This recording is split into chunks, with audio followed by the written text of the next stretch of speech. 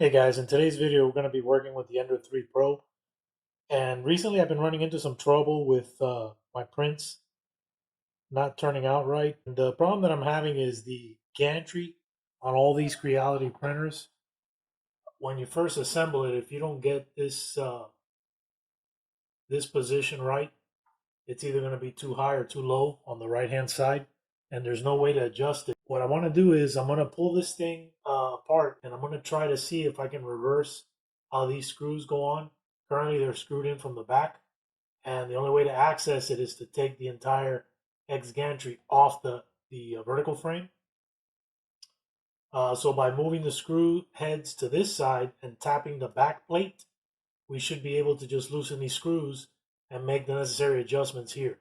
Guys, if you're new to the channel, consider subscribing, turn on your notification bell, and if you enjoy this video, give me a thumbs up. All right, first thing we need to do is unplug our cables here. And then gonna need to unscrew the lead screw collar that attaches it to the stepper motor.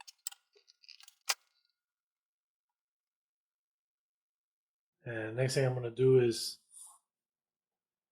loosen the screws on the A-frame.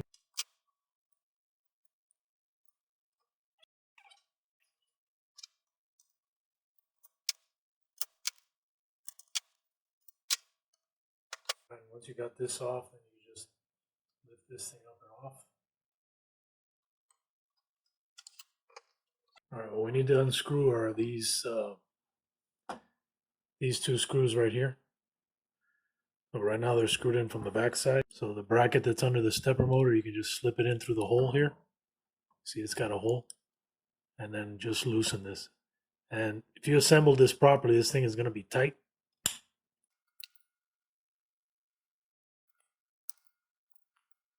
And you want to hold the bracket because it's gonna want to come off.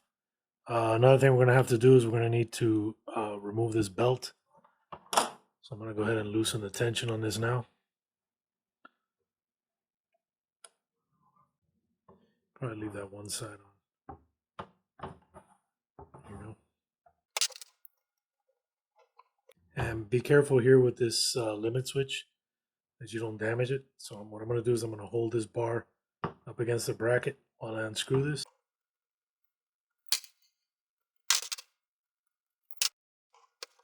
So we're going to need to tap this back bracket. What I plan to use here is so we're going to need a 5mm screw. And this one is a 5mm screw right here. All right, so to make this work, pretty sure it's not going to fit in here like this. So I'm going to have to put this, reduce the diameter of the head of this screw. And I'm sorry, it's having a hard time focusing since it's black. Yeah, I'm going to have to reduce the diameter of that this screw cap so that it can fit. So it can fit inside this rail. Right now it won't fit. All right, so I got to drill the hole out. And it looks like this hole might be 6mm. That would actually be perfect. All right, so let me start by figuring out what tap I need for this, and then I'll show you guys here in a second. The tap that we're going to need for this is a, zoom in, you guys can see this. This is a 5mm by 0.80 thread pitch, and you need an 11/64 drill bit right here. Now the hole looks pretty close to me, so I'm just gonna try to tap it directly. But before tapping it, I need to remove this stepper motor cover. I'm just gonna take this off, remove the stepper motor, so that then we can just tap this. What I plan to do for the rail is use a step bit. Now this is not a metric step bit, but the the third level is just under 5 millimeters. So I'm going to try that first, and it should cut pretty easy since it is aluminum. I don't think it's going to be very difficult to cut. What I like about the step bit is that it's self-centering, unlike a drill bit that could potentially dance around a little bit. I think this would be a better choice.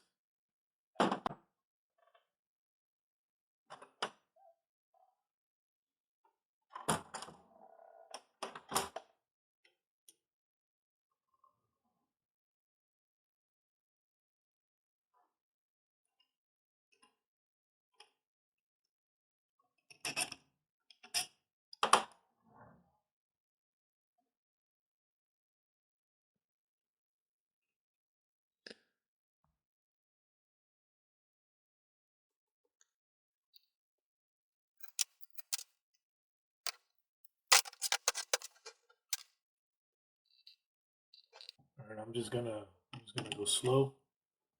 And you want to make sure that you're tapping this, putting this tap in evenly.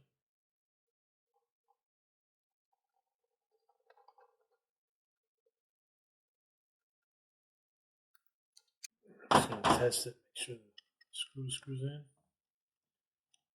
Yep, perfect.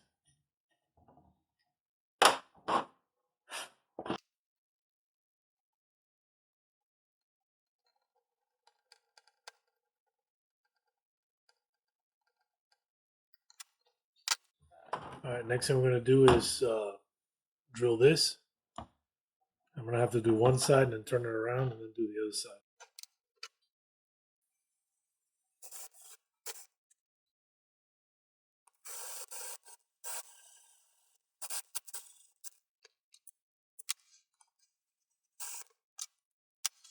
You gotta be careful because this one area can be blown out pretty easy. I want to take my time here.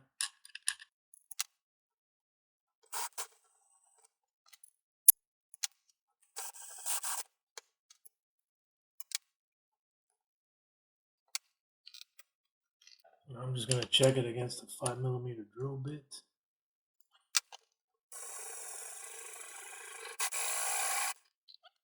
That looks good. All right, now I'm gonna drill it from the other side.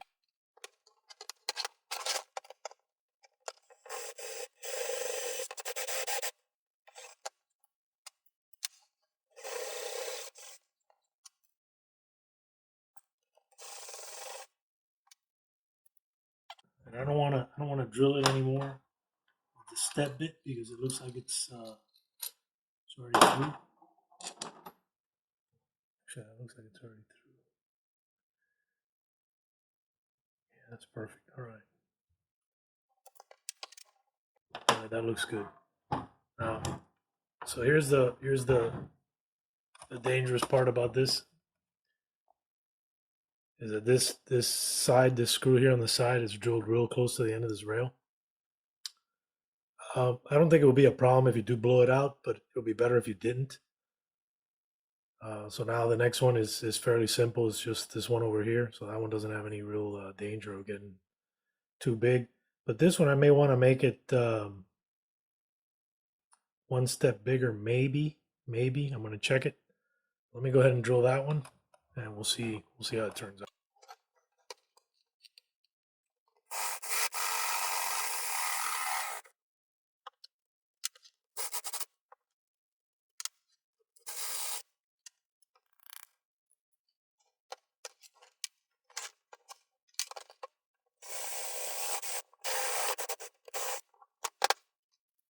Perfect. Okay, so what I did here is I just got a couple of 4mm nuts and just put it on the screw. And I'm just gonna jam these two together, and that will allow me to grab it with the jaws of the drill without damaging the threads.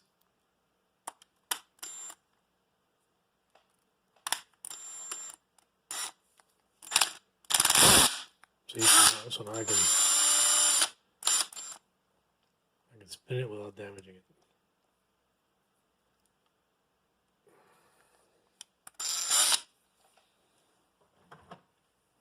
So I'm gonna give this a little quick little tighten here. Right, so those are jammed together, and then the one on the inside is holding onto the chuck.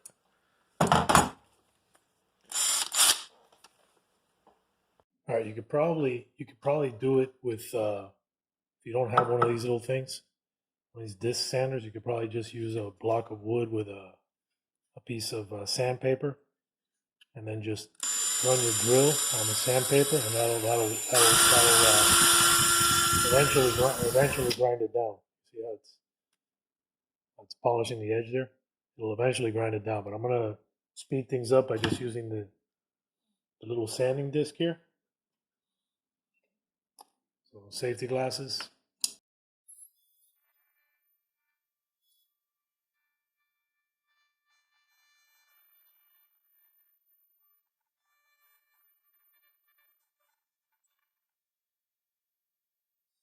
All right, I'm gonna check it. I'm gonna check it on the rail and see if it's good enough. If not, I'll just keep working it till it gets to the right size. So here's another little trick. This I gotta cut this bolt down to about 22 millimeters. So 22 millimeters from the inside of this head to the end of the bolt. And what you can do is, what I like to do is I like to stack a bunch of nuts. So you can see here that's about 22 and a half. And this keeps me from cutting too much. I'm going to put this on the vise, and then I'm going to use a hacksaw to clip off that end, and then I'll show you how we clean up the threads.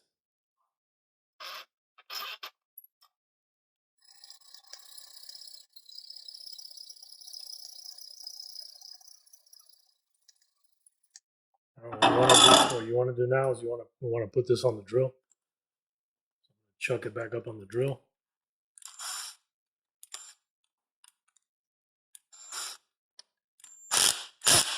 And then you want to leave the end of it sticking out. And when you spin the drill, you want to make sure that it looks like it's spinning straight.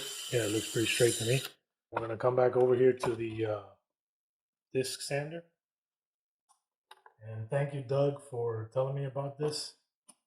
Doug O'Connor gave me this little tip, and it works fantastic. So you could pretty much reduce the length of any screw and get real nice, clean threads by using this method.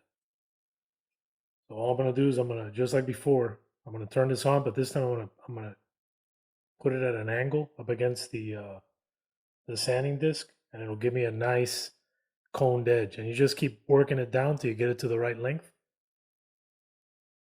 And but you don't want to start off with a screw that's real long. You want to cut it down. So right now it's off maybe, I don't know, maybe about a millimeter and a half. So I'm just going to work it down a millimeter and a half and then check it.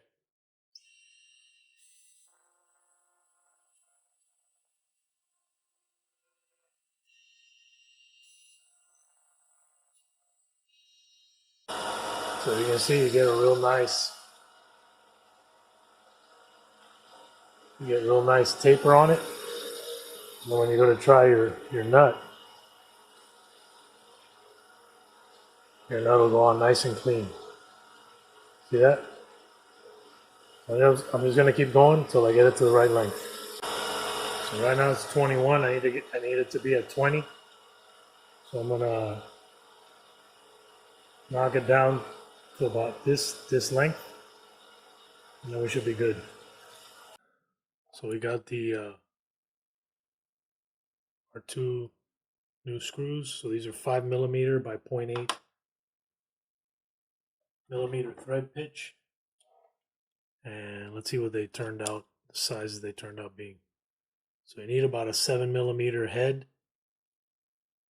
and it has to be overall length about 21.5 millimeters. Diameter 5 millimeters.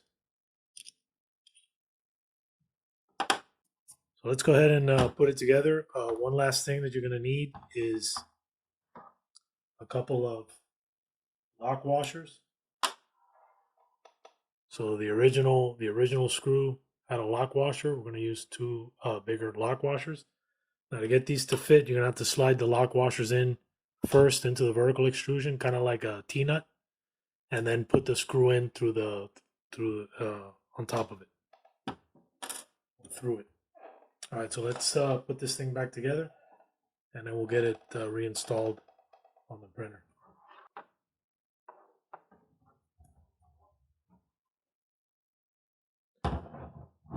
All right, so this thing goes like this. I'll get this out of the way.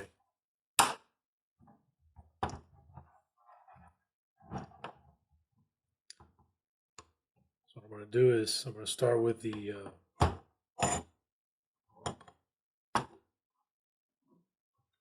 lock washers. I'm just going to put them down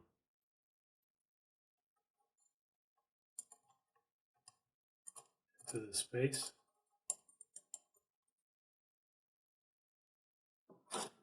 Same thing with the other one.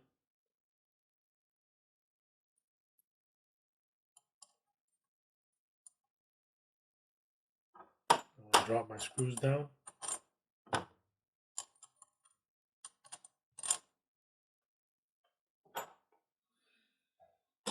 And then use the next to largest Allen key that you have in your kit. And I'm going to line this up.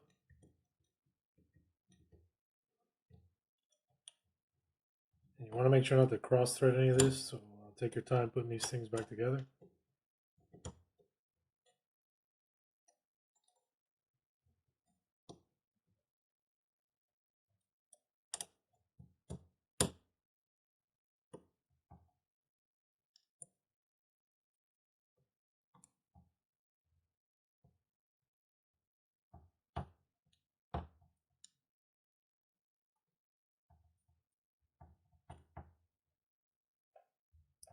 And you don't want them real tight because we're going to put it on the gantry and then do the final adjustment. And you see this movement here?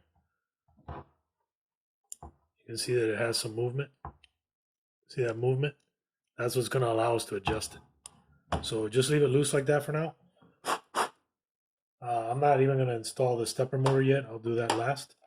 And let's get it on the vertical supports. And then we'll put the top of the vertical supports back on and make all of the connections here. So let me reposition the camera. When you're reinstalling this this part here, that you don't force anything on, because you'll mar the wheels, and then they won't roll smoothly.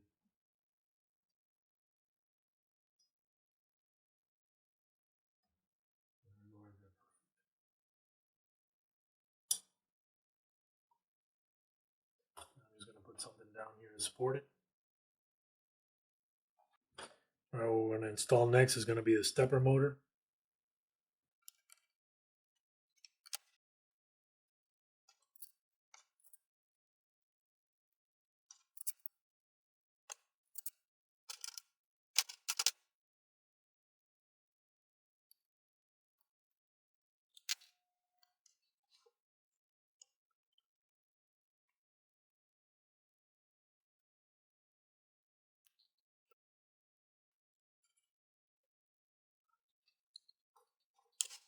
All right, now on the side, I'm going to drop my lead screw down.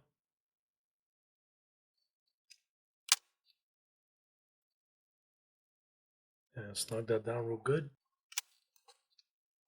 We're just putting the wiring back together. And this one is the extruder, the stepper for the x-gantry, and the X-limit switch. Let's got that. Lastly, I'm going to reinstall the crossbar for the vertical extrusion.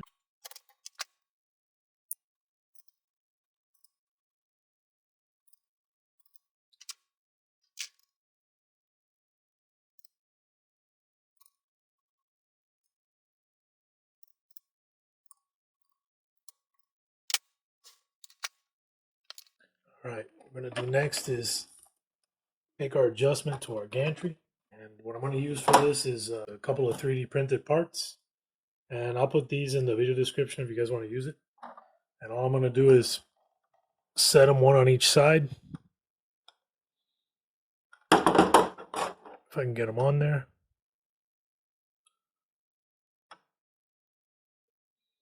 So I'm just going to bring this down until it each side rests on these little spacers.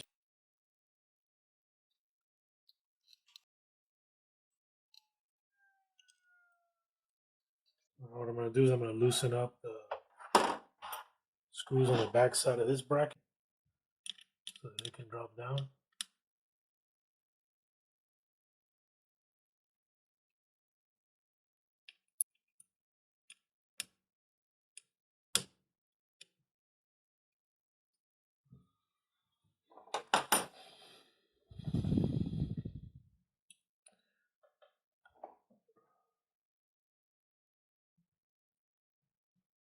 And you want to back your lead screw down until it's resting on top of the block. The other side is also on the block. And we can start tightening up the screws. Now be careful with your limit switch if your limit switch is way out like mine is. And honestly, I should have probably not installed this until I tightened this up. But anyway, it's done now. And it doesn't have to be crazy tight, just snug. And I'm going to tighten up these two back screws. Alright, so now we'll lift it up and check it.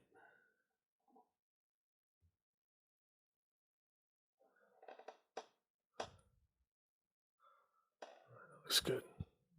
Make sure to check your Z offset and retram your bed because we did change the position of the x-gantry and run a new bed mesh. That's it for this video. If you hung out with me until the end, thank you for watching. If you're new to the channel, consider subscribing, turn on your notification bell, and leave me some comments. I do my best to respond to them as soon as I see them. And if you enjoyed the video, give it a thumbs up and share it with your buddies. Alright guys, till the next one. Take care.